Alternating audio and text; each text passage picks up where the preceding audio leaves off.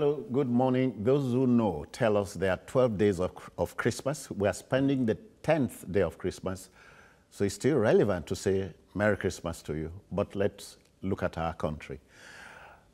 I am Jones Hussein. This morning, Malabu oil scandal, reprieve at last. Very many Nigerians may have given up hope on the Malabu oil scandal or ignominy, if you like. The saga dates back to 1998 in the dying days of General Sani Abacha's dictatorship, when then Oil Minister Danny Tete awarded a controversial $1.1 billion for Nigeria's richest oil block, OPL 245. Danny Tete's involvement in the shady deal is straightforward. Malabu Oil is his personal company. Italian oil giant Eni reportedly received about $50 million bribe and a further 50 million euros in cash delivered to Eni boy in Nigeria. The rest is history. Let's quickly meet and greet our guest. Jide Johnson is a teacher, is a journalist, and by definition, Deputy Provost, Nigerian Institute of Journalism. I greet you. Good morning, Citizen Welcome. Jones, Merry and Christmas. Merry Christmas and Happy New Year to our esteemed viewers at home. And of course, Comrade Debo Adeniro is an agitator and an anti-corruption campaigner. He leads the group Center for Anti-Corruption and Open Leadership. That's CACOL. correct. CACOL, yeah. Yeah, you're welcome. It's my pleasure being with you. Yes. Malabu oil scandal That's right. has had more than 9 lives, came alive under Abacha, survived Abdul Salami Abubakar junta, got revoked under Obasanjo regime, and got revived under Jonathan. So here we are. Well, you see, the question of Malabu scandal is an embarrassment to all of us in Nigeria because we have been taken for granted for so long. First, it was an Abacha trying to endear himself to the heart of Nigerians when he was seen as that, sadistic dictator who frittered away the national, patrimony without batting, an eye beat. Now, listen. He said he wanted to involve local investors apart from the IOC. So he said that, look, let people bid for it. Each oil well can produce 9 billion barrels of oil. Yeah. If you sell it $1 per barrel, you are going to get about 9 billion naira per From well. that oil well. From oil well. Now, the story, the taken for granted is that he gave it at $20 million to investor. And that investor was the person superintending over the same ministry, Danny Tete.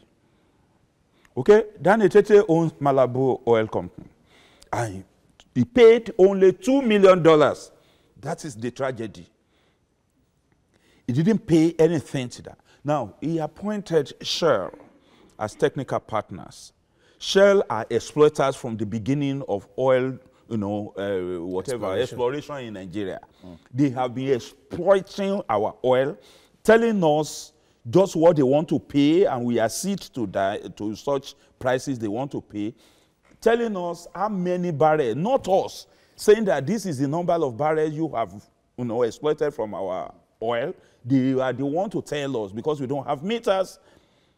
So it is the same Shell company. Now, Shell company being a kind of a mischievous international fraudster, capitalist, exploiters, and all that. It's beyond being capitalists, though. Okay, they are international conglomerate of thieves. I'm sorry, those are my words. But you know what they do? Be guarded. Okay, I'm sorry. You see, I find it difficult to. Yeah. Shell, I don't want to go into atrocities Shell commits. Now, so they take over. Eventually, they go back after Obasanjo withdrew the license from Malabu. Okay? They went back to buy the same oil. Etete went to court. Of course, Etete knew that he's not likely to win. What happened at the end of the day was that the Shell itself has bribed certain people, to back them up. So eventually, Itete went to court against the federal government that has withdrawn the license from him. That's under the Obasanjo. Under the Obasanjo regime. Now, the deal was in the hand of Shell. Shell itself, I mean, the thing was the House of Representatives asked the Shell. Debo, you want to paraphrase it? Okay, sorry. Yeah. So all of these things happened. At the end of the day, we didn't get anything, and the agitation continued. It's just like when you look at somebody they call Jack Tesla. I don't know if he's the same Jerry Tesla that participated in Halliburton scandal. Okay. They have been punished in their own countries. But not here. But not here. Yeah, okay. Rather than doing that, it's like we awarded more contracts to some of these companies that have plummeted our economy. Tragic. Yeah. Tragic. I think Debo has provided the background, which gives every one of us an overview of what has transpired. And from your opening monologue, we said Malabu had 9 lives, and for its ability to survive different regime, and we not being able to address the issue. You know why this issue is now in the front burner? October 26th last year, 2017, the minister of the Attorney General of the Federation came out and said, "Oh, we have recovered $85 million from that we paid to Nigeria from Malabu deal." When a Judge Edison, in a British judge, passed a judgment based on the initiative of an Italian prosecutor. Yeah. There is even a case going on in Italy. Yeah. Now, it is not even the initiative of Nigeria. Shell and ENI. ENI. Now, involving Shell and ENI. It's not even a case initiated by Nigeria. It was a case that involved Shell and ENI in Italy that came back to England, and a judge passed a judgment that so 85... you could say Italian authorities were scandalized too. I get my point, that the money should be paid back to Nigeria. If those external forces have not acted, are you sure we are still going to... doing anything. Are you sure we are going to get... Are we sure we are going to get any... We deserve much more are you sure we are going to, are you sure we are going to get anything? And that gives us the need for us to look internally. What are the measures and what are the steps are we taking to fight corruption? Are you with me? It was a judge. It didn't take eternity for that judge. it was in 2015 for the judge to pass his judgment. What is the level of dispensation of justice and education of cases in our country when it comes to corruption? How have we organized all our anti-corruption agencies to deal with this issue? Malabu is just one. Yeah. One. How many Malabus do we know that we have?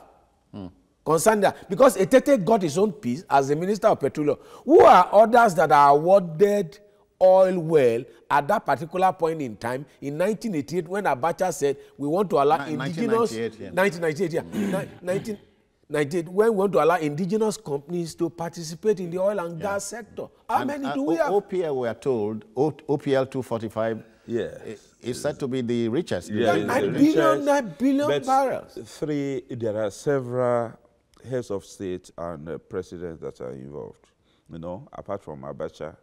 Abacha himself, he just run Nigeria like a private estate, So now, even Obasanjo himself, if you remember Halliburton scandal, $180 million was involved in the bribery deal for the Halliburton to secure a $6 billion contract from Nigeria.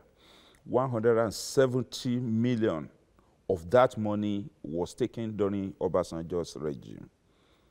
That is civilian regime. Without his knowledge? He was aware. He was his... I wanted to be sure. Those who worked with him, sometimes Etiabet was also involved. Sometimes the president is just the bigger guy at the top, not knowing what transpires at the bottom. Remember that he was the substantive petroleum minister. Just like we have now. Just like we have it now. He is aware of all of this. But he is not going to talk about how much of these atrocities was committed during his own time. The same thing with this Malabu. Like I told you, if you sell a barrel of oil for $1 you are going to have $9 billion dollars. from that oil well. How much have we got? 85. Not through our own effort. Through those who don't want their country to be stained. Those who are aware that integrity matters, even for a national kind of image. Okay. For Nigeria, when you try to push it forward, when the anti-corruption agencies try to push the fight forward, there are several Nigerians that want to draw it backwards. And the authorities are looking at them. I am a kind of supporter, a kind of strong supporter of the president, PMB. Okay. The anti-corruption. Because I thought, no, I supported PMB, believing that he's going to fight corruption with all his might. Yes, he tried to do so, but he's working among those who don't want the fight against corruption to move forward. And that is why we have not gotten more from the oil industry that will have. It takes now, look at, I'm sorry. Look at Bukola Saraki. You know, Bukola Saraki has a Senate president. The Senate president, Bukola Saraki, doctor. You know, he's a medical doctor. He's also, you know. So he is involved in so many corruption allegations. All right, let's talk Malabu this morning. You know, it takes... I just want to talk about why PIB has not seen the light of the day. It takes more than an individual to fight corruption. It's a systemic thing. It takes a system. The British Prime Minister never knew about what was happening with that British judge for that judgment to be passed. Right. The Italian Prime Minister was not aware of it. It does not even require the Prime Minister or what have you. Over time in Africa, we tend to centralize power and give it to one individual, and we believe that it takes more than PMB to fight corruption. If PMB is there for the next 12 years and we don't put the right system in place, we can't fight corruption. And that talks about, you see, there are different levels of offices. We have so many generals in Nigeria. You have the Auditor General in Nigeria. You have the Accountant General in Nigeria. You have the Solicitor General, and then you have the Attorney General. What role, what function, what is the constitutional role, administrative role of all these generals that I've mentioned in terms of the systemic failure? In terms of the custodian of public fund and the management of public fund and adjudication of cases when it comes to the issue of corruption. What steps are we taking concerning that? You have ICPC. Anybody can say anything about Obasanjo. When you have all this, as you stated, aren't you sometimes worried when people talk about a media trial? No, you see, there will be media trial because if not for the Italian government, Italian prosecutor that raised the issue and the British judge, you know, the judgment was passed in 2015. Yeah. And the money was not released because the British government never had faith in the sitting government at that, Jonathan's administration at that time, because Jonathan awarded over 820 million to Malabu. And if you read the judgment, it was said that the government was not working in the interest of Nigerians. How often do our agencies release the information to is key. Like Debo said while we are offset, that it is even the people that have been tried that release their own side of the story. So once you don't release your own other side of the story, the people will come to join. Exactly. So we don't. And you can't fight corruption without transparency. Exactly. The culture of transparency must be there. You must bring everything. We have arrested this person got this money, this is the money we recover from this person, and what have you? And people will and so the question of media trial or otherwise we would see. Anachronistic. Let me tell you what. No, Debo, let me also tell you. Yes, we'll go on break and return. please stay. Don't go.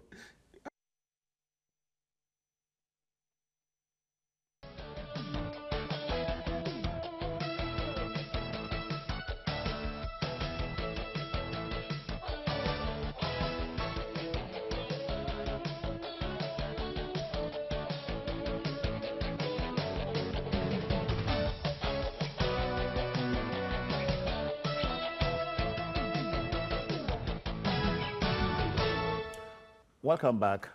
Malabu oil scandal. Reprieve at last. The simple story is that the first batch of money recovered by this present administration is $85 million, thanks to a motion, it's a judgment. Yeah, a judgment in England. So we have Judy Johnson and Debo Adeniro. Yeah, Debo. Yes. You are talking about media trial. I don't necessarily gag, but yes, it's okay, it's okay, it's okay. Yeah. When we talk about media trial, I wonder what Nigerians actually want, especially the elites. If the anti-corruption agencies are there and they do their thing underground, they will say, oh, they are not doing anything. By the time they tell you what to do, and when you look at what they call media trial, it is the culprit themselves in their bid that actually invite the media. They will think that they will embarrass the anti-corruption agencies that are hunting them, not knowing that it will backfire. By the time it's backfire, they will now enjoy media defense. But you must have a word for anti-corruption agencies too. Look, anti-corruption agencies are doing well. I mean, as far as I'm concerned, okay. I have worked with them. I have investigated them. I have done so much with them. What we are talking about? Yes, given what we are talking about, they are doing their best under difficult circumstances. And those cases that leak, there are so many cases they are handling underground that doesn't get to the media. But if these cases don't get to the media, you guys will go to them, find out what cases are pending, you go to their website, you tease out some of these cases. What do you expect them to do? To stop you or to arrest you for it? What will you be eating if there are no information from places like that? Yeah, you should so have asked, what I'm telling you is that the Nigerian people have the right to know. Okay. The right to know cannot be asserted if the information are not there. And if the information are not provided by those who generate them, there will be distortion. Jide, let me come to you. Yeah. The freedom of information thing is now law. Yes. So Nigerians can offer information and you can get. But we talk about sources of information and protection. Exactly. Especially in a peculiar environment like ours. You see, we cannot fight corruption without a culture of transparency. Exactly. You cannot fight corruption in the secret. If you do that in the secret, you are susceptible to a lot of shady deals, a lot of undercurrent, and a lot of misconceptions, distortions, and the rest of it. Now, if you arrest anybody under corruption, you see the process, that's why I talked about the process, is beyond an individual. Before, it's in Nigeria that the agencies will arrest you first, and after they arrest you, that's when they start looking for evidence. It shouldn't be that way. Yeah. You must have gathered all your evidence before. Then it will turn to media trial, it will turn to witch hunting, it will turn to political trial, it will turn to selective trial, and that creates a problem. However, talking about the culture of sharing information, it's an African thing. How often do we had that the President of the United States of America, we had medical examination, the first one this month in the United States of America, and the result will be made public. Is that possible in Nigeria? Is that possible in Africa? In Africa, it's like if your yam is big, you use your hand to cover it. We don't share information. How often do state governors give press conferences as regards what they want to do? How often? And it's a culture. And until we change that culture, that we begin to share information. If there is no information, rumors will take over. Exactly. If Nigeria is not America, let me tell you why. I'm not saying Nigeria is America. Yes, you see, the way Nigeria process information is different. The way they utilize information is different. That's why you don't have people feeling free to release, their medical details into the public. But I will tell you that, look, this investigation you are talking about, several of these people who commit corruption atrocities, they commit several offenses.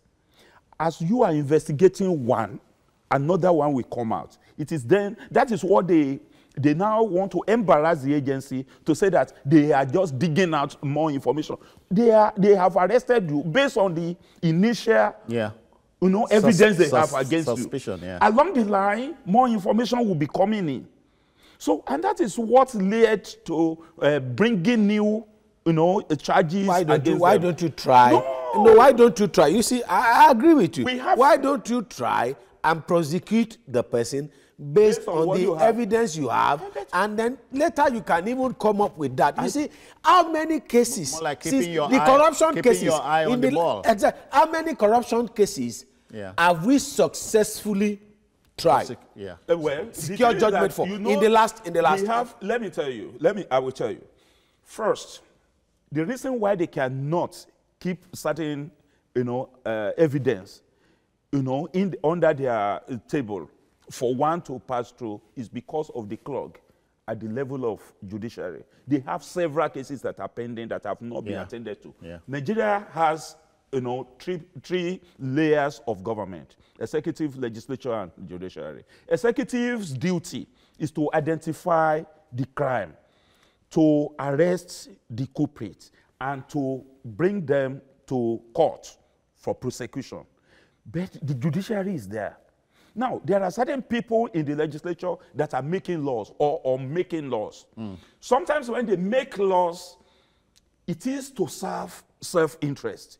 So that law impedes the cause of justice at the level of the judiciary. Then the judiciary is also there. They also have their own interests that they are protecting. And this is Nigeria, and that is why I say that, look, if we enjoy comparing Nigeria with America, not even talking about, let me tell you this. The boy is talking about peculiarities. I'm not talking about that's why I said it takes more than an individual. And what every Nigerian placed hope on is that, one individual will solve the problem. You need the judiciary, you need the legislature. You need the judiciary. And now let's put it. When Buhari came in, I thought that there would be a systemic approach. Now, when Obasanjo came in, when he wants to fight this corruption, Obasanjo established ICPC. Obasanjo established EFCC. You can't tell me that the National Assembly was not as hostile as it is now. They were not. They were. They weren't. No, at every point in time, the National Assembly and the executive since 1999, with the exception of under Jonathan, have never seen face to face. They are always working at cross purposes. And you know the unfortunate thing, it is even the party that controls the executive, that controls the legislature. And from 1999 to date, the legislature have always operated as an opposition to the executive. In 1999, when ICPC was to be established, it was not because of Nigerian situation. It's because we want to satisfy the United Nations. You want to satisfy the, no. Did you get the law passed? Because where it was passed. Did you get the FCC law passed? It was passed. That one was passed in 2003. Now, why can't we pass the law now? There's no law that. Why can't they even pass the law? Which law? Some people say if you I am telling you that it came through because that was the period of rebuilding Nigeria. Everybody was thinking of what we are to do to warm ourselves back into the what was the outcry of every Nigerian concerning 2015? Let me tell you. It was corruption. Look, we want to deal with corruption. ICPC was created in the days of kickback, 10%ers and the rest of it. You know, what happened? The law give them teeth. I mean, he give them mouth. He didn't give them But teeth. Sorry, we hear, hold on. Yes. We hear ICPC was to deal with the civil servants? Civil servants and public servants. That's why I'm saying that those are the days when they only look in the direction of inflation of contracts, the kickback, and the 10% and inflation and all that. The international dimension to it was not yet in the focus then. The EFCC. Yes, the EFCC came when you now have all this advanced fee fraud, Yahoo, this kind of thing. So that one has international dimension. Then you have economic sabotage. When people on the high seas, they engage in illegal bunkering. So all of these seems to be overwhelming Nigeria. That is why EFCC came to tackle financial and economic, because money laundering now became at the order of the day. Now, what did we get? When Anduaka came, he wanted to subsume the power of EFCC under the Ministry of Justice. He didn't really achieve it until Mohamed Adoke came. He came up with the gazette that any corruption case, any financial case that involves up to $50 million, 50 million naira actually, then or that has international dimension should be brought to his ministry. That was because EFCC was the, was the signature of the fight against, corruption. Now, there's no case, there's hardly any case that EFCC is handling that is no more than 50 million naira. There's hardly any case there that doesn't have international dimension. Yeah, what do they do? Now, the Mohamed Adoke wanted to cripple the EFCC. That is why when you talk about, people fighting together, there are certain people that do not want the fight to succeed. Which takes me to the issue of the generals we talked about. Yeah. From Yadua, every attorney general that we have had, and the Minister of Justice, yes, after their tenure, they leave this country. Where is Adoke today? You mentioned Adoke. Where is Andoaka? Andoaka has been derubed. Where is Andoaka? Yes. And I don't tell you about the systemic thing.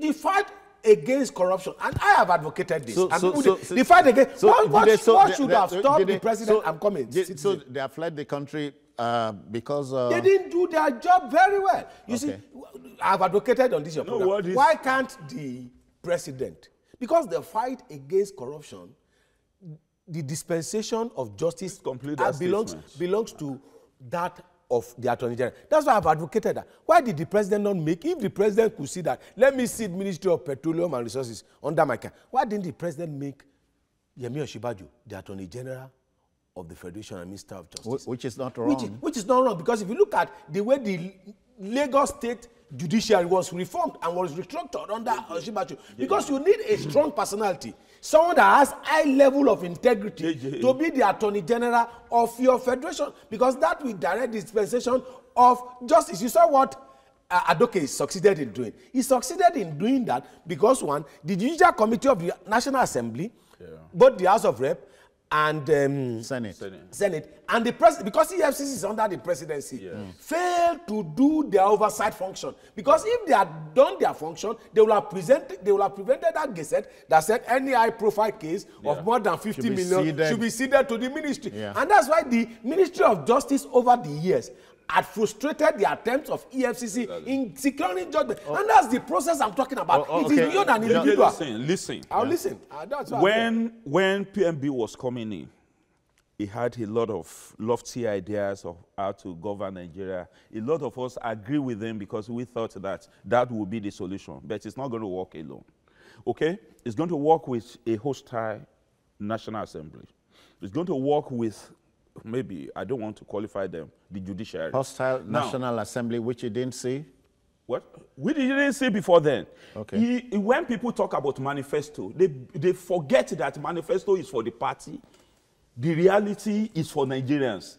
And whatever is a manifesto will still pass through the mills. And that includes the abattoirs, which is the National Assembly. Now, if Buhari says that I want to appoint a Yemi Osinbajo as the Attorney General to handle it with the vice presidency portfolio, you have that. What happened to Magu awaiting him somewhere? Because they know that Yemi Osinbajo is a man of integrity. Those people don't want any man of integrity to have anything to do with the fight against corruption. I'm coming. But they didn't pick the Minister of Justice. No, they didn't. They didn't. But the thing is that, you see, there have been so many of those ministers who will not get anything passed through the National Assembly without, so much agitation. Now, these things takes time. It takes what they call lobbying. And lobbying in Nigeria is not like lobbying in America. Okay? The ministry they superintend over which they want to perform their oversight function will be approached to come and bring cars, even when the National Assembly has a pool they can draw from, to bring, logistics resources. To all of these are bribed through the other. Remember what happened to Adenike Grange, with Iyabo Obasanjo and the rest of them in the Ministry of Health. Okay, these are some of the things that happen in our government. So how can a Buhari single-handedly say that I want to implement this? They will also embarrass him. Let me pause you. Do they have a party structure? Hold on, Debo, let me pause you. Yes. Jide, Debo is sounding like we are a country damned. People say we are beyond redemption. I don't seem to agree with that. Look, The corruption we have under Jonathan, you know, nobody talks about the corruption under Yar'Adua. Nobody talks about the corruption under Obasanjo. Nobody talks about, I'm coming. Nobody talks about the corruption under Abacha. We are still recovering money from Abacha till date. And the question you ask is, what are the systems we have put in place to prevent that? When you begin to look at this, when you question what role does the auditor, have we ever prosecuted any auditor general in this nation? Have we ever prosecuted any accountant general in this nation? I agree with that. Have we ever? If you have not done that, we are not moving anywhere. So it's beyond Buhari. If Buhari is coming, he knows he's coming as a president. One, you have the party structure. You know, you have a template. What are the things we are going to do to get the support of the National Assembly? These senators, I'm coming. These senators are from some states. Yes. They belong to some groups. They belong to some caucuses. What levels of meeting are you having to get this thing done? This is what democracy, this is what politics, all right. You must play the politics. The present administration has put in place some safeguards. Even when they have been existing, they didn't implement it. They didn't have the courage to implement it. TSA is one of them. BVN is another. Let me apply the pause. BVN was implemented under Jonathan. Hold on. It wasn't. BVN was implemented under Jonathan. TSA was implemented under... The idea was crystallized, but they didn't Let's look at it. Malabu. But the gentleman here is here, Okudwa Abule Iroko. I hope I got that right. Welcome. Yeah, you got it right. Yeah. Okudwa, yeah. Yeah. Good morning, Mr. Jones. I greet you. Good morning to your guest, too. Good morning. I think the provost got it wrong when he said that the National Assembly was not hostile to Obasanjo's regime. Obasanjo was able to get his way through by lobbying with money. Exactly. A lot of money was spent to get the National Assembly to his side. It is an open secret that back Ghana must go was being taken to National Assembly every now and then. So that was why he was able to get his way through. Buhari cannot do that, and that was why they were hostile to him up to tomorrow. He won't get anything done with National Assembly without paying more. Thank you, Okudwa. It begs the question of, in America, what shape does lobbying take? Okay, the way there are professional lobbyists. Okay. There are civil lobbyists, you know, just civil populace that they hold their representative down and they give them a template of what they want. Then professional lobbyists will take it over. If it is private company that want to lobby for a law to be passed, they pay people who will write the implications of passing or not passing a bill. So all of these will go into the House. People will sit in the gallery. There are forms of lobbying. There are forms of lobbying. Yeah, citizens, people tend to deceive themselves concerning lobbying. Even in America, the exchange of cash is part of lobbying. I will not give the cash to you directly. I will invest the money in your constituent. To get the tax bill, to get the tax bill done, there were a lot of lobby that were. To get the healthcare bill done, there were a lot of lobby. A senator got Obama not to close down a military formation, a military facility in Colorado. But so these things are corruption is not a Nigerian one. When people talk about Ghana must go. When there was no lobbying for a third time. I said hold on. Don't corrupt the discussion. We are not corrupting because I said there was no Ghana must go. I will tell you what I mean because I want to take Matthew in London. Matthew, I greet you. Welcome. Hello, Matthew. No luck? What I meant by don't corrupt let's do it turn by turn because the viewer wants to be educated. Exactly. Now, I did not say the National Assembly was not hostile. I said the National Assembly was hostile to Obasanjo.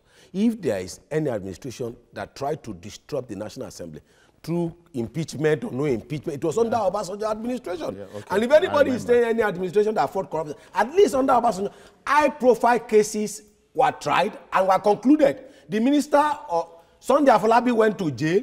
Tafa Balokun, the Inspector General of Police, went to jail. Are you getting my point? Went to jail because the cases were concluded, and there were cases like that under Obasanjo. So what has changed? What I'm saying, in effect, is very simple. For us to fight corruption, it is beyond an individual. We must have a systemic approach. Systemic approach in the sense, you need the legislature, you need the judiciary to fight the corruption. We need to come up with laws that says any case with corruption should not take more than 6 months. And these are the process, these are the starting process. Not one individual that, oh, the moment you elect this person, you fight corruption. All right, let me take, just a minute. Let me take Okora for waiting in Arochukwu. Welcome, sir. Good morning, Mr. Jones. Good morning, again. Yeah, Mazi. You see, when we talk about this Malabu is scandal. Malabu. Yeah, it's Malabu. It's every year slogan in Nigerian context. See, the deal is open to the foreign country because I still remember there was a time I saw the report about that issue on either CNN or BBC. Now, I want to find out from you right now in the studio. What does it take for the Nigerian government to tackle it with forensic expert knowledge? I think we have department of what I don't know what I think I still remember they say they want something for us. If we cannot, why not bring in forensic experts who know exactly what we're supposed to do to get to the last or to the final point of this? Because when we talk about lobbying, there are two types of lobbying. The one I know at least is what they call money lobbying and power lobbying. Now it depends on the aspect which we want to tackle it. Thank you very much. Have a blessed day. Thank you. First, I need to clarify something. If I say that during Obasanjo days, when in his initial days, we are just building a new republic, okay, that everybody has a high hope of, enjoying. Yeah. That was the time the bill for ICPC came. It didn't go through so much. They became hostile. That is, the National Assembly became hostile when certain people, high-profile people, had to be tried. Remember, some legislatures in states were rounded up by some, by the EFCC and all that, and some of them were put on trial and all that. Then some governors were impeached and put on trial. These are the kind of things we advocate. But then they have people in the National Assembly that didn't want it to continue that way. So they had to stop. And when Obasanjo wanted a third term, well, the rest is history. So the rest was history. Let me quickly take Ayo Oshogbo. Ayo, welcome. Hello, good morning, sir. Morning, I greet you. Thank you very much, sir. Good morning to your guests over there. Good morning, sir. Thank you. Yeah, see, my contribution is that in Nigeria, we always talk, and leave action aside.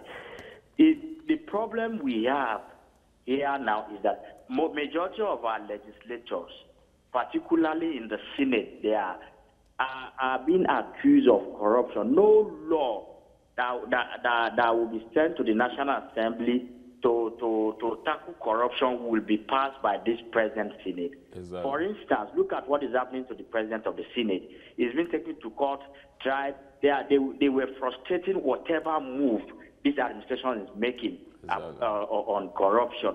So we have a lot of problems. In the days of Obasanjo got his way through the National Assembly through bribes, Ghana must go back, cash, kickbacks, and all this stuff. That was why he was able to get his way through the National Assembly. But this time around, the current president doesn't believe in giving money, bribing to get things done. He wants things to be done. Yeah, but it begs the question of if Obasanjo lobbied to try big people, how come the same big people pass these laws? Big people are being tried even now. This Administration of Criminal Justice Act is still there, which can speed up the adjudication into cases of corruption and related offenses. This is part of the safeguard that is on the ground. Obasanjo had his target. He wanted those who could sacrifice. He protected his own. Okay? Now, when you talk about Alain Messiah, he wanted Alain Messiah tried. He wanted Ayodele Fayose tried. And you know what he did? The rest is also history. This time around, a former governor has been convicted. Former ministers army generals, many of them are on trial now, even serving generals. That's the constituency of retired generals. Several of them are either under investigation, under trial. For 3 years. Or, what? For 3 years. Well, it is, Buhari is not the judiciary that is doing when you it. say justice delay, is justice. Is it Buhari that is delaying it? We are not is it even Buhari that bottom, didn't implement the bottom line is that we are administration not talking about Buhari. JJ, is we are he not the talking, same person that is not implementing administration of criminal justice? Let me take another. as an attorney let me general. take. Well, they say that let me take. he could fire the attorney general, but can he fire the judiciary? Again, don't let us corrupt this discussion. Sorry, I'm sorry. All right. Omotayo is reaching us from Malaysia. Oh, good morning. No, it's not Malaysia, Malaysia. Oh, Malaysia. I'm sorry, far-flung place. Welcome. Thank you very much. I'm always enjoying your program each morning like this. Thank you, sir. It's around 6 p.m. or 6 p.m. here in Malaysia. Okay. So I'm always enjoying your program. Keep it on, Sese Joe and Opuyori and the rest of you. Yeah. So what I want to contribute simply is that I'm totally agree with Jide? this. Or Debo? No, not the man that wear Native. Debo. Debo. Debo. Yeah. The guy is the man. Sorry for calling you guys. The man is really talking defense. Our problem in Nigeria is our senators and the representatives. We all see what is going on in Nigeria. We all see. There's no way Buhari will like to do anything. He cannot do it alone. He has to inform the other people, parliamentary or whatever they call themselves. Our senator is our problem. Look at this in Malaysia. We are here that we are studying here. Everything is working very fine because they are working according with the prime minister. See, our problem in Nigeria is our senators. If Nigeria can really rally around and we know what to do with this senator, let's do something with them. Our problem is not the Buhari. Buhari is really trying. He has good intention to do very good for Nigeria. All right. If we can do it, I think we have better way to go. God bless you. Bless you, Omotayo. And the senators are from which party? What is the level of engagement that the presidency has engaged the Senate? I'm coming, please. I allow you. Please. Okay. What is the level of engagement that the presidency has engaged the judiciary? What is the level? What is the legislation, the executive bill that the executive has initiated? Okay, we want to solve this problem. Mr. President sent two bills last year, up till now. We want to pass this bill. Yeah. This set of people are not passing the bill. And you know what I said? I've said this over your program, over times. I've said over time that in Nigeria, we always believe that it is the president that will solve our problem. And then I hope that in 2019, because I said it, the last hope of the common man is not the judiciary. The last hope of the common man is not the presidency. The last hope of the common man is the legislature, because they are the true representative of the people. Yeah. Each senatorial district, each house of rep. That I hope Nigerians will be interested in the characters that they send to the... We are not always interested in who represent us at the Senate, who represent us at the House of Assembly. If you ask anybody here, do you know the member of your House of Assembly? Do you know the member of your House of Rep? Do you know that? Until we do that, because the president alone cannot do it. And if you think that he can do it, the legislature will frustrate. And it's not even peculiar to Nigeria. It is the nature of the legislature globally to get the tax bill passed, to get the healthcare. How has it... Donald Trump had to leave what? The Oval Office, and to come to what? To come to the Congress, to come to the capital, many times to engage them. You can't get anything done in democracy. People limit lobbying to Ghana must go. You must engage, and that's what we are saying. You can't sit in Aso Rock and get it passed. Let me quickly engage Adamu. Is reaching us from Ilorin, Kwara State. Adamu, welcome. Hello, Adamu. Hello, good morning. Good morning. Yes, well done for the good job. I really appreciate your job. Thank you.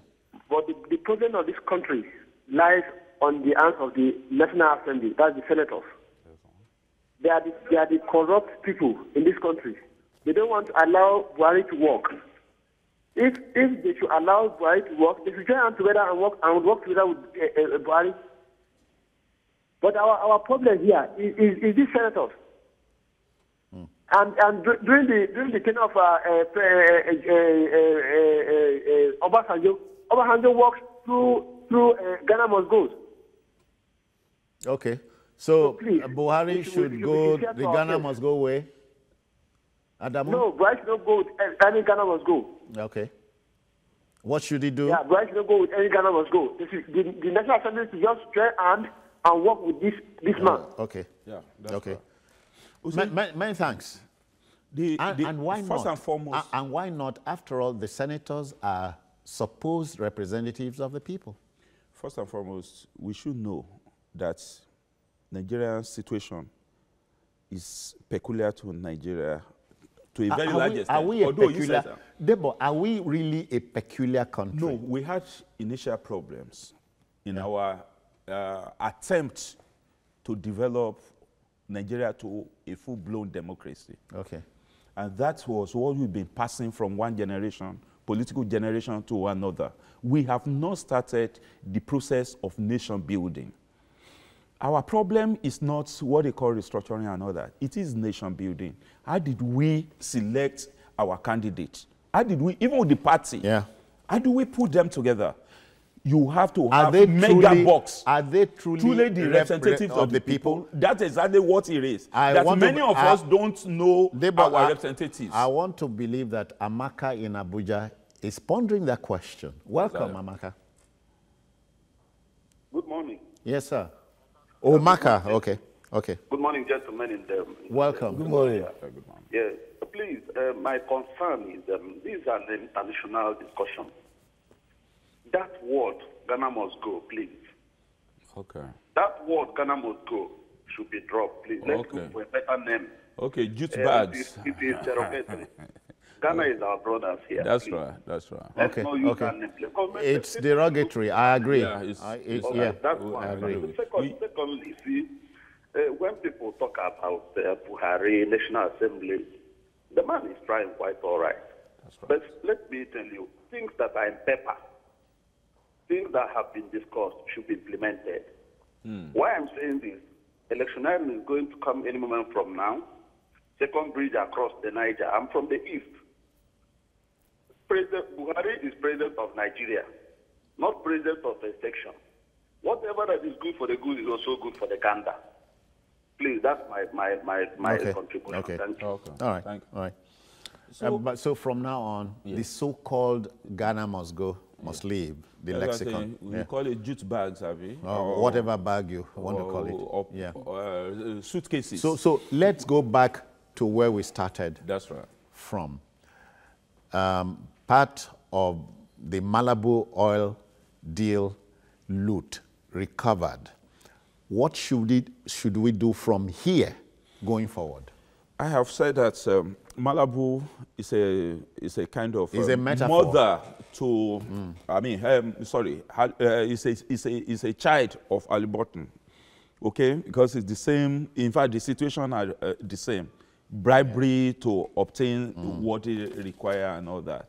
Now, the safeguard that we should put in place is that will make it impossible for any foreign country to come and bribe. Let me pause you grudgingly. Okay, I will Matthew is back. Frozen. I'll defreeze you. Matthew, welcome back.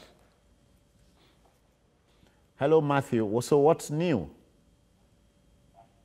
Sorry? Welcome. Thank you. Yeah. Good morning, Jones. I greet you.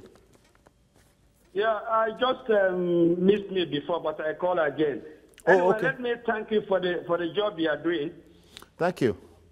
We get paid for it. Thank you. You know, guest as well. Yeah. Thank you.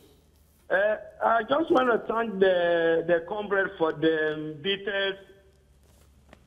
detailed information he gave about the Malabu scandal. Good for that. Thank you. But, Jones, please, can you allow me to digress a little bit, please? We'll find out. Yeah. So, what I want to digress is about the killings in Nigeria. No. I won't take that. Matthew, I'm sorry. Please, I'm sorry. Matthew, we are talking about order here. We had cause to discuss that. I'm sorry. Let's talk. corruption is key. If corruption is tackled, killings will stop, if you ask me. I'm sorry, Matthew. Yeah. So I was talking about what we're going to do is to make it impossible for any foreign company to come and bribe our own people. The reason why they come is because they believe that Nigeria just want to get rich by all means. Yeah. Okay, now what we have advocated at the level of Center for Anti-Corruption and Open Leadership, CACOL, is that we should develop a national ideology that will limit how much you can acquire as individual or as a corporate entity. Yeah. Now, the financial institutions should be put on close watch, maybe by NFIU, that is the National Financial Intelligence Unit of the EFCC, through NRC, and so on and so forth. So that if these people, these institutions are strengthened to put a watch on the financial institutions, they should not aid money laundering. Or abet. This kind of illicit flow of resources through them. Then it will make it impossible for a Tesla to come from Italy or wherever to come and bribe our own people here. And go back. And go back. Unhindered. Let me take Maxwell, the last caller for this morning, not the least though. Maxwell, welcome. Good morning, Mr. Johnson. Good morning to the two gentlemen. We greet you. Nigeria does not need strong men. We need strong men that can power strong institutions. That's right. If there is no strong institution in Nigeria, my brothers, we will not be making any headway at all. We'll keep on talking about this issue till 2030 or 2050. Yeah. We cannot make any headway if you don't have a strong man and a strong institution. Even if you look at the Senate are not working in pari passu with the executive. Exactly. Any law, most of them that are there have one case or other, on their head. Would they allow the executive to pass any bill that is going to be detrimental to their own, image? Interest. They will not. Once the executive throws it in there, they will kill it. Maxwell, I have a fear here. The fear is that if our institutions remain weak and the men that propel them, you'll be stuck in Ghana. Yeah. I'm sorry about that. Jones. Okay. Yeah, as you were taking us somewhere. Jide. Well, people said that the legislature. Don't forget that the current crops of the legislature were one time the executive. The current crops of legislature as governors. Some of them, and some of them in the executive were also former governors. At least over 1/5 of them are former governors, even the president as ministers and the rest of them. The challenge we have with this democratic experience is that the people we have elected are not truly the representative of the people. Are not truly the representative of the people. The president cannot get the ticket if he does not get the support of some of them in the National Assembly. If he does not get the support of some of them in his cabinet. Some of them in his cabinet were former ministers, were former governors, and some of them in the National Assembly were former governors. You see, until we have a democratic experience whereby the party structure are strong. You are closing. I'm closing. The party structure are strong. We can recall any legislator that do not represent the people. That's when we begin to put institutional checks and balances in place. Until we get the politics right, we cannot get anything wrong. The parties are weak. And as a result of that, administrations will be weak. Okay. Well, what I believe, and what I was talking about national ideology should include the fact that if you have done 2 terms as chief executive of any state, you should not be allowed to contest to legislature unless you want to contest the presidency. Because most of these people that go into legislature, they just want to cover their tracks by ensuring that no law is allowed to operate that we expose them or to bring them to justice will be allowed to be passed. And that is the enjoyment. Sorry. In a Senate where you have 109 senators, only 21 are former governors. But they are powerful. But they are powerful because they have deep pockets. Okay. And they have that influence over, because they also sponsor some of their colleagues into the Senate and House of Reps. So there is concurrency. Then we need to put a caveat on the judiciary.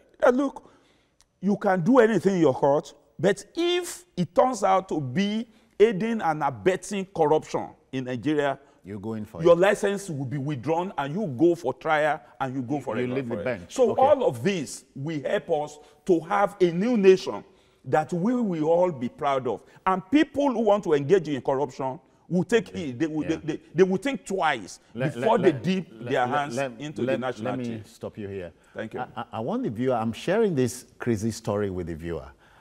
The story is told about a bank robbery, and one of the robbers told the oga of the robbers, "Oga, make we count the money we steal."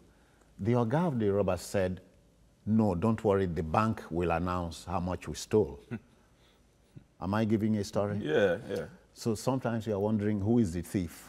Debo Adenino, I want to thank you for coming. It's my pleasure. And no less so, Jide Johnson. It's a pleasure to be with you. Yeah. All right, we're out of here, but the show continues tomorrow. We must keep talking this country. We must keep talking Nigeria. Thank you. Bye-bye now.